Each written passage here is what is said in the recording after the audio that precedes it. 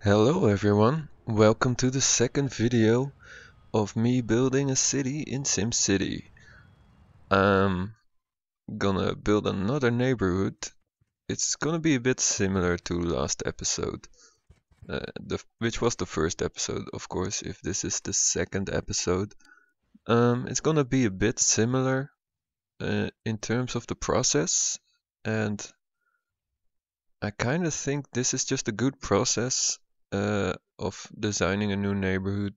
So what I'm gonna do is I'm first gonna start by defining the big aspects of the city, and by that I mean like the defining aspects for the shape of the neighborhood. And once I did that, I'll fill in the remaining area with whatever seems nice to me. So as you can see here, I'm flattening a lot of the land. I started um, by taking the correct shore height along the shore, and now I just made this whole neighborhood one height. And I'm doing this because I'm planning to use fractionally angled roads in this neighborhood. Now, fractionally angled roads are um, well, they come with a network add-on mod. I'll put a link to that in the description. And what is a fractionally angled road? Well, it's basically in the name, but to make it a bit more clear, it's a type of road that doesn't use the vanilla angles. So with the network add-on mod, they added two more directions that a road can go in order to give you a bit more tools to design your road networks and to give you a bit more control over what it's gonna look like. But more about fractionally angled networks later. Right now, what am I doing here? Well, yeah, I already told you I'm just finishing off this wall that I built last time, and I thought it would be interesting to make it finish in a bit of a circle shape and to put a park on top because, well, I've been to a city in Spain once where they had this castle that was on like a big elevation, and yeah, I don't know, that whole wall bit already reminded me of that a little bit, so I thought let's put a park with a bit of a tower on top. So you have a bit of a lookout point for people to chill. And here I'm trying to use some of the network add-on mod. Um, they also give a bunch of extra um, road bits, bends. Yeah, so I'm trying out these bends because I thought it would look pretty cool if I could make the sloping road go in a very smooth bend around the circle, but they interfered with the terrain height too much. So in the end, I'm just using pretty basic roads and giving them the smooth uh, transitions, like you could see there. And yeah, I'm just gonna make it a pretty basic road. Um, what am I planning for this area? Well, I'm planning to make another neighborhood. Uh, Quite similar to the previous ones in terms of zoning and stuff. Uh, it's gonna be a similar amount of mix between small shops and some houses, but the big difference is gonna be the fractional angles. And well, I've never done a neighborhood based on fractionally angled roads before, So I thought it would be interesting to try something like that, and in preparation of that, I did a bunch of research about the fractional angles. I already used a bunch of them in this city and in the other cities, but yeah, I've never really made a network out of them, and I'm gonna just do a little bit of a network in this one, and in next videos, I'm planning to do a lot more of that. I haven't recorded anything yet, so I don't know how it's gonna turn out, but I'm planning to make another a much bigger neighborhood, and with a bunch of offices and maybe some residential as well. And I'm planning to do a lot of fractionally angled networks to make a bit, well, a neighborhood that looks a bit more like a bigger grid instead of just this small bit that I'm building right here. Um, yeah, so what I'm doing here is I'm using this park pack. I'll put a link in the description for those of you that want to try it out for yourselves. Now, this type of park, it has a bunch of different packs. Uh, I'm just using one of them right now, and it already gives you enough options to build some pretty nice parks. But there's also some more sets of them. Some of them give you some sports parks and stuff like that. So yeah, I would recommend. Well, I'm probably gonna download some more of those myself because I think it would be nice to have those options, especially if I'm gonna build a big park in this area. I think it would be nice to have some more options in ways to fill that park. And here I'm looking at different ways to finish off that little triangle. Um, and now I noticed that the pad moles that I'm using there are probably not hooked up, so I thought let's put some more pad moles down in order to hook them up. I'm not sure that they're hooked up now actually. It looks like they might not be connected, so I have to fix that in the next video, or I think I'll just do that in between because it's not really interesting to see. So yeah, that's how I built that little bit of a park. I think it turned out very nice with the big tower in the middle and a little bit of road and a place to chill. So I think that's pretty nice. Now I'll just do some work on the shoreline, which is yeah, it's just another defining aspect. The first defining aspect that I made was the road, and then that wall that turned into the park. And now I'm just doing the shoreline, and I'm actually planning of removing a whole bunch of this land. And I'm doing this because the river is a little bit narrow on that part of the river. And I already talked about that last episode. And well, I think that happened um, by me doing a bunch of terraforming on the other side, and I think it already had a pretty narrow spot there. And I think it just looked a bit too narrow in order, well, it looked a bit unrealistic the way it was. So I'm planning, well, I just did that. I increased the width a bunch, and in doing so, it gave me the space to make those stairs. And those stairs allowed me to do those nice embankments, so it all worked out in the end. Now here I'm starting to plan some more of the road network, and I decided to use these roads to make a bit of a boulevard road because, well, you see, it's going to be a bit of a main road for this area where a lot of the traffic is going to hook up to.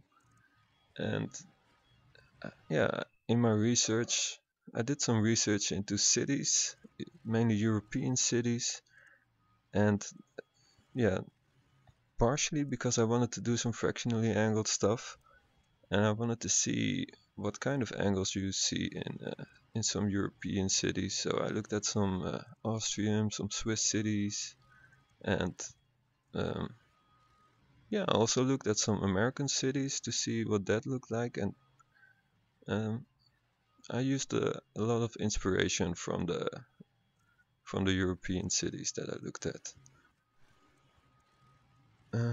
Yeah, and in those cities you also see, well, a lot of those cities are near rivers, and you see them have a lot of them have these kind of boulevard roads. So that's why I built one of those, and also because it kind of splits the traffic into two, with a lot of them going northwards from this perspective, and a lot of them taking that road to get to the ferry terminal, which they would use to get to the offices on the other side of the river.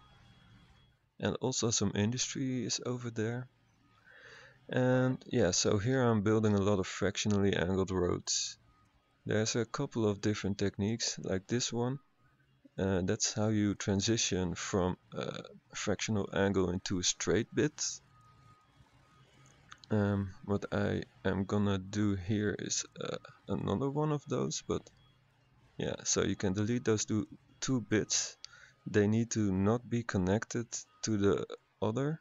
Well, you drag fractionally angled roads like these. This is the fractionally angled 3 ones, and it's called that because 3 tiles overlap, which then combines into, well, you drag them in bits of 6, and then make 3 of the tiles overlap, and that combines into these angled pieces. Okay, so 3 tiles overlap from the 6, and that combines into these pieces. Sometimes you have to click them in order to make them transition into the angled network.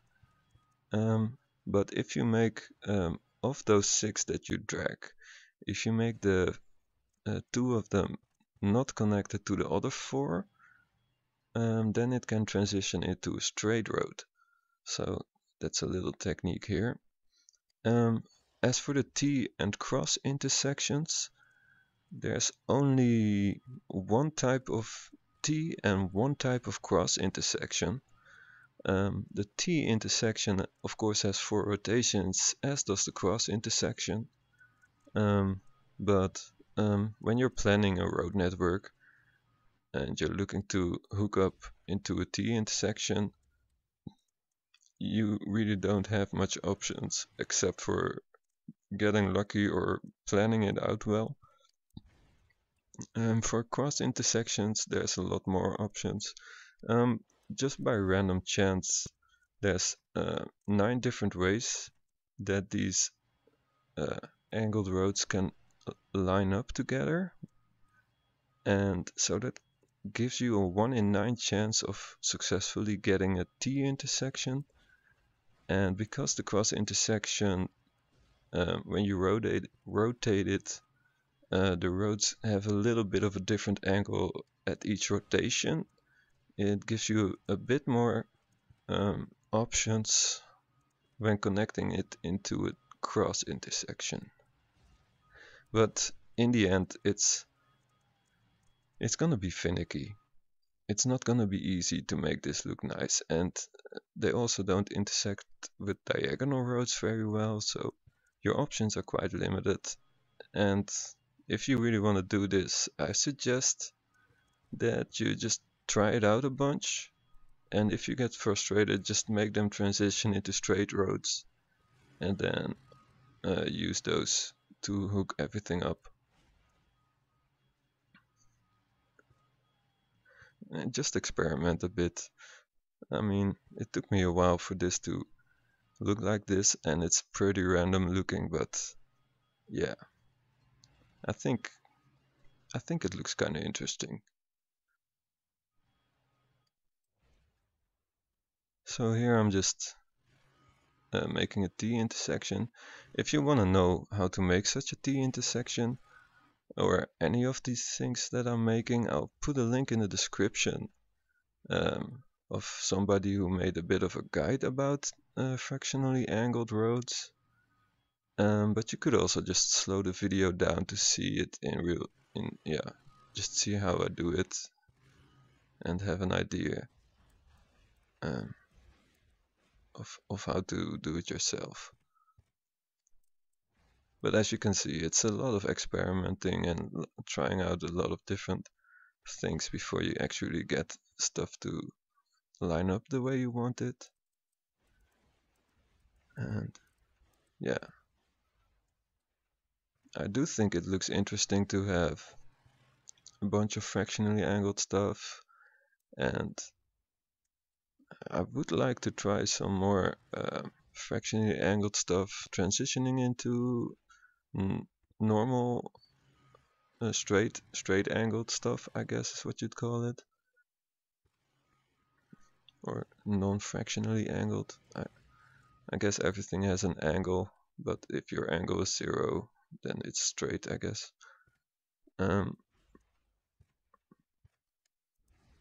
Alright, here I'm just trying to hook up this road, and it kept derping out the other road, and there the intersection got derped up, so in the end I just made it squiggle a little bit, and I think it looks kinda interesting. Now, what I'm doing here is just scrolling through the menus, looking for ways to make these intersections look nicer, because yeah, it just looked a bit weird. I guess you can see how it looks weird. It just stops halfway. So I thought maybe there's some tools that they implemented for that, and I couldn't find them. I think those intersections are meant to be dragged across, and I didn't want to drag it across because that would run into the water line and it would just look weird to me. So I did some experimenting here. And here I'm trying to see if I could make that hook up or something, because yeah, it would make sense to me that the side of the road that's coming into an intersection would have extra lanes, but the pieces that they provided had the side going out of the intersection have a extra lane, which seems kind of weird to me, because you would have extra turn lanes, but in general you wouldn't have an extra lane to pull into on an intersection unless it's a very popular road, but then the whole road would be that width. So yeah, I just didn't have the puzzle pieces in order to make this work the way I had it in mind, but in the end I did find a compromise, and well, that's just part of playing a game like this, that you have to sometimes make a compromise in the things that you had in mind and the things you can actually put down. And I don't know, sometimes it just makes for interesting concepts and ideas. And in the end I made it, and I wound up making it look like this. It's, yeah, I don't know, it still looks a bit weird, but yeah. Now the reason I chose to use those roads with the empty space in the middle is because when you zone next to it, it fills it up with some pavement, and I thought that looked kind of nice. It made the road look a bit less like a angry bit of road. It looked a bit more neighborly, I guess. So that's why I chose to do these types of roads on the main road. But yeah, it was a bit of a hassle to make it look okay. And there's still one intersection at the top there that looks a bit off, and I didn't notice when recording, so I'm probably gonna fix that off screen. And here I'm just zoning. And in order to give a neighborhood like this a bit of a homogeneous look, I chose to zone most of it in only a couple of zone sizes. So I'm doing the 2x3s here, and I'm expecting a lot of similar buildings to pop up, but that's kind of what I'm going for, because yeah, in real life when you see a neighborhood, it's a lot of the same building. So I thought it would be realistic to have a lot of similar or the same building show up in a part like this. And I chose the single tiles because in this architecture set that I'm using, which is the Houston architecture set, yeah, there's some pretty nice single tiled homes, but in the end they had some trouble spawning, so yeah, I think it ends up looking okay, but it's not the way I had in mind exactly. So I hope that they end up spawning eventually when we do the next video or whenever. But I think the demand for medium wealth residential is just a bit too low for them to grow. Now here I'm doing some pet malls along the shore because I like to use these pet malls to create some nice shopping mall kind of areas, and then put some small shops next to them and just have a bit of a boulevard where people can hang out. And yeah, I don't know, maybe this city is a bit of a tourist town where a lot of tourists come to hang out near the canal or the river. I guess it's a river, and just enjoy the view.